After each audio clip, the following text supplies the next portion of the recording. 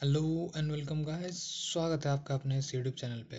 तो जैसा कि आप लोग जानते हैं कि पिछले दो सेशन में हम लोगों ने बात कर लिया था इंडस वैली सिविलाइजेशन और वैदिक सिविलाइजेशन के बारे में। तो आज हम लोग बात करेंगे मौर्य डायनेस्टी और गुप्त डायनेस्टी के बारे में। ठीक है, तो चलिए दोस्तों शुरू करते हैं बिना देरी के। तो देखिए, मौर्य डायनेस्टी जो है आपका, पहले हम लोग इसके बात करते हैं सोर्सेज के बारे में कि हमें इनकी इन्फॉर्मेशन कहाँ से मिली। तो इसकी इन्फॉर्मेशन मेनली जो है हमें दो जगह से मिली। ठीक है, इंपॉर्टेंट पॉइंट्स के बारे में ही बात करेंगे। मेनली हमें दो जगह से मिली। एक तो चाणक्य की बुक, चाणक्य के और भी क्या नाम थे, कौटिल्य थे और विष्णुगुप्ता थे, और एक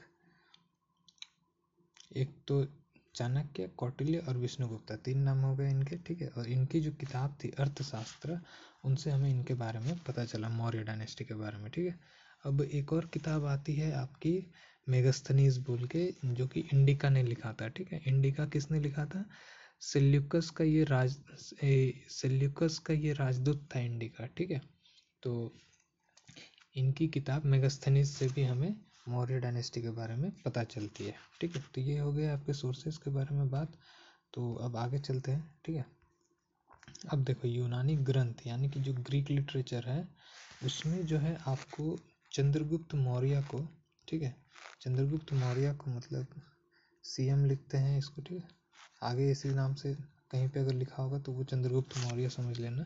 ठीक है, तो चंद्रगुप्त मौर्य को ग्रीक लिटरेचर में यानी यूनानी ग्रंथ में सैंड्रोकुटोस और एंड्रोकुटोस कहा गया है। ठीक है, तो ये दो नाम इंपॉर्टेंट है, अगर ऑप्शन में कहीं दिखे तो इन्हें टिक करना है। ठीक है, तो आगे चलते हैं। जैसे फिर इनके अगर पॉलिटिकल सिस्टम के बारे में बात करें तो मौर्य डायनेस्टी की जो स्थापना की थी वो चंद्रगुप्त ने की थी चाणक्य के हेल्प से। ठीक है, किस चाणक्य के हेल्प से की थी और किस किसको मार के की थी? इन्होंने एक धनानंद करके एक राजा थे, लास्ट राजा थे नंद डायनेस्टी के, इनको मारकर इन्होंने मौर्य डायनेस्टी की स्थापना की थी। ठीक है, और जो है एक इम्पोर्टेंट किताब के बारे में याद रखना, मुद्रा रक्षा करके, देखो यहाँ लिखा हुआ है, जूम करके मैं दिखा दे रहा हूँ। मुद्रा रक्षा ये विशाख दत्त ने लिखी थी। ठीक है, इसमें बेसिकली क्या था, इसमें पॉलिटिकल डिप्लोमेसीज थी, यानी कि नीतियाँ थी जिससे हम दूसरे राजा को हराया जा सके। ठीक है, इसकी जानकारी इससे मिलती थी मुद्रा रक्ष नामक किताब से, जो कि विशाख दत्त ने लिखी थी। अब देखो, ये जो इसकी स्थापना तो आपको बता दिया चंद्रगुप्त मौर्य ने कौटिल्य के साथ मिलकर की थी। देखो, चंद्रगुप्त के बाद आते हैं उसके बेटे बिंदुसार। ठीक है, ये चंद्रगुप्त है, उसके बाद इसका बेटा बिंदुसार आता है। ठीक है, जिसको कि ग्रीक लिटरेचर में यानी कि यूनानी ग्रंथ में अमित्र साठ और अमित्रोचेताज कहा गया है। ठीक है, अमित्र साठ और अमित्रोचेताज कहा गया है। ठीक है, तो आगे चल के देखते हैं। तो देखो, ये जो तुम्हारा एक जगह थी तक्षशिला करके, वहाँ कुछ प्रॉब्लम हो गई थी। ठीक है, तो इसको संभालने के लिए आपको भेजा गया था अशोका को। ठीक है, तो उसने वहाँ जाके इसे हैंडल किया था। ठीक है, और उसके बाद जो ये बिंदुसारा के बाद जो है अशोका ही आपके मौर्य डायनेस्टी के राजा बन जाते हैं। ठीक है, तो और अशोका के बारे में जानकारी किसने दी थी, ये मैं लिखा नहीं हूँ, आपको मैं बोल देता हूँ। अशोका के बारे में जानकारी दी थी आपके जेम्स प्रिंसेप ने दी थी। ठीक है, जेम्स प्रिंसेप, आप ये नाम नोट कर लेना, जेम्स प्रिंसेप ने दी थी। और उस समय की जो मोस्टली लिपि यूज़ होती थी, मोस्टली वो ब्राह्मी लिपि यूज़ होती थी मोस्टली, और भी दो चार थे, तो मोस्टली क्वेश्चंस में आपको पूछे जाएंगे जो ब्राह्मण लिपि के बारे में। और देखो, अशोका के लिए जो नाम यूज़ किया गया है, सम्राट अशोका के लिए, वो देवनाम प्रियदर्शी यूज़ किया गया है। ठीक है, तो मतलब अगर कहीं मेंशन किया हो देवनाम प्रियदर्शी, तो आप समझ लेना कि वो अशोका को डिनोट कर रहा है। ठीक है, तो अशोका जो थे वो काफ़ी लंबे समय तक शासन काल था इनका। तो ये जब इनका आठवां साल जो था शासन काल का, उसमें जो है इन्होंने कलिंगा में अटैक कर दिया था। ठीक है, कलिंगा में अटैक कर दिया था, जहाँ की बहुत खून खराबा हुआ था, जिससे देख के इनकी अंतरात्मा में परिवर्तन आई थी और आगे चलकर इन्होंने बुद्धिज़्म अपना लिया। ठीक है, तो कलिंगा में किनके साथ लड़ाई हुई थी इनकी, देखो मैं जूम करके दिखा रहा हूँ। कलिंगा में लड़ाई हुई थी आपकी अशोका और खारवेल की, ठीक है, अशोका और खारवेल की लड़ाई हुई थी, ठीक है। अब आगे चलते हैं। इसने कई सारे पिलर्स भी बनाए अशोका ने, ठीक है, कई सारे पिलर्स बनाए थे जिसे कि आप लोग ये कहते हैं, क्या कहते हैं, अभिलेख, अभिलेख कहते हैं, ठीक है। तो चलो, एक जगह थी रुमोन देई करके, जहाँ पे अशोका ने क्या किया, जो फोर्स्ड टैक्स होता है जिसे कि बलि कहा जाता था उस समय, ठीक है, उसने वो हटवा दिया, ठीक है। रुमोन देई एक जगह है जहाँ की फोर्स्ड टैक्स को बलि कहते थे, उसे उन्होंने हटवा दिया था, ठीक है।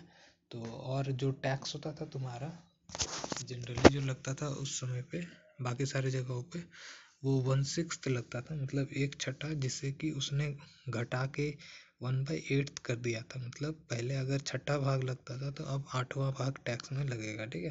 तो इससे क्या हुआ कि उनके रेवेन्यू कम होने लगे, मतलब कि राजकोष में पैसे कम आने लगे, और जिससे धीरे धीरे क्या हुआ, उनकी जाहिर सी बात है सेना कमज़ोर पड़ेगी, ठीक है।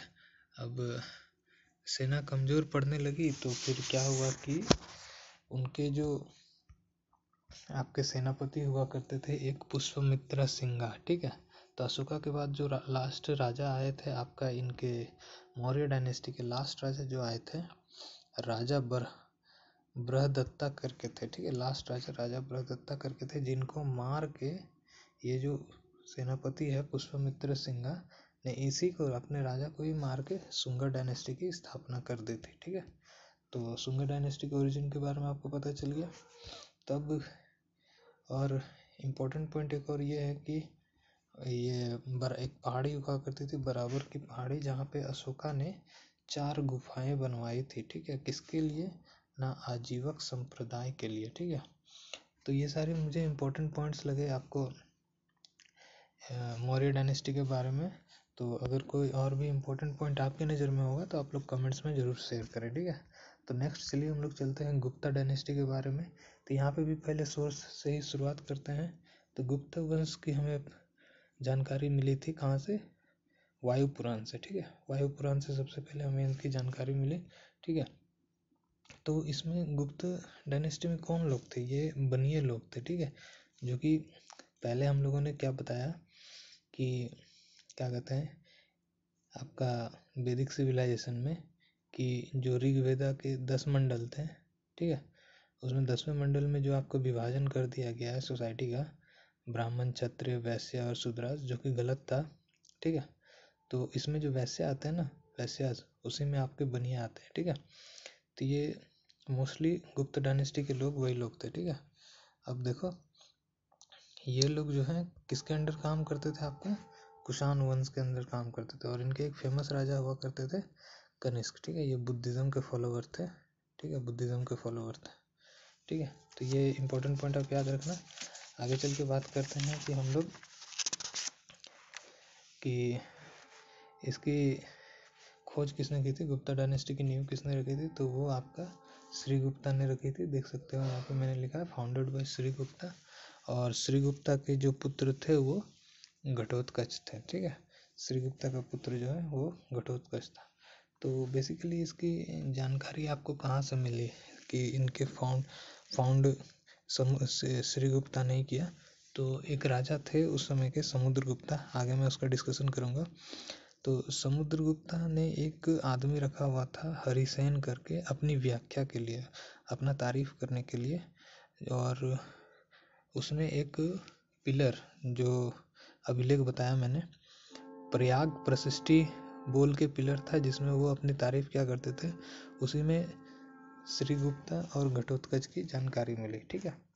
तो देखो अब एक वो लोग अपना कैलेंडर फॉलो करते थे, गुप्त कैलेंडर करके, जो कि आपका चंद्रगुप्त वन ने फाउंड किया था, ठीक है, गुप्ता कैलेंडर। और चंद्रगुप्त वन को जो है आपका चंद्रगुप्त वन ने फाउंड किया था। चंद्रगुप्त वन के बाद ही देखो मैंने समुद्रगुप्ता के बारे में बताया अभी, तो चंद्रगुप्त वन के बाद ही आपका समुद्रगुप्त आया था, जिसे कि इंडियन नेपोलियन कहा जाता था, ठीक है।